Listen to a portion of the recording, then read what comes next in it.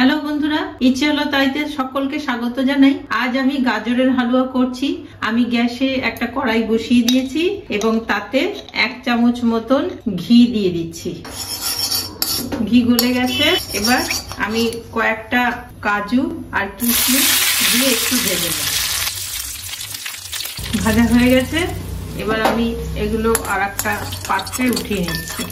আগে থেকে ধুয়ে একদম গ্রেট করে নিয়েছি 3টে গাজর। আমার পরিমাণ মতো নিয়েছি, আপনারা কম বেশি নিতেই পারেন। এই গ্রেট করা গাজরটা আমি এই ঘিয়ের মধ্যে দিয়ে দিচ্ছি। এবার সমস্ত গাজর ঘিয়ের সাথে মিশিয়ে নেব। গাজরের হালুয়া অনেকভাবেই করা যায়। আজকে আমি খুব চটজলদি করছি, একদম ঘরোয়া উপায়ে। গাজর ঘিয়ের সাথে ভালোভাবে মিশিয়ে নিয়েছি, আর বেশি মেশানোর দরকার নেই।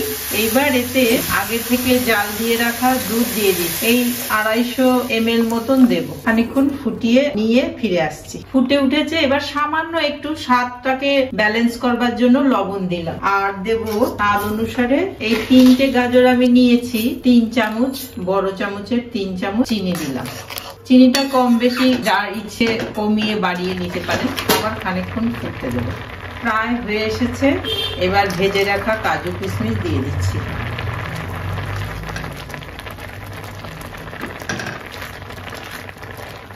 হয়ে গেছে। এবার আমি উপর দিক থেকে খোয়া ক্ষীর একটু ছড়িয়ে দিচ্ছি, আরো ভালো স্বাদের জন্য। খোয়া ক্ষীর যার বাড়িতে নেই স্কিপ করতেই পারেন, কিন্তু খোয়া ক্ষীর দিলে খেতে ভালো লাগে। গাজরের হালুয়া একদম রেডি। আমি উপর থেকে খানিকটা খোয়া ক্ষীর ছড়িয়ে দিয়েছি আরো টেস্ট বাড়ানোর জন্য। আর দেখতে তো খুব সুন্দর লাগছেই। বন্ধুরা, গোটা ভিডিওটা এইভাবে থেকে দেখলেন বলে আপনাদের সকলকে ধন্যবাদ জানাই। এইভাবেই সাথে থাকবেন, পাশে থাকবেন। আর নতুন বন্ধু যারা সাবস্ক্রাইব করেননি তারা সাবস্ক্রাইব করে পাশে থাকবেন, আর লাইক কমেন্ট দিয়ে জানাবেন কিরকম লাগলো।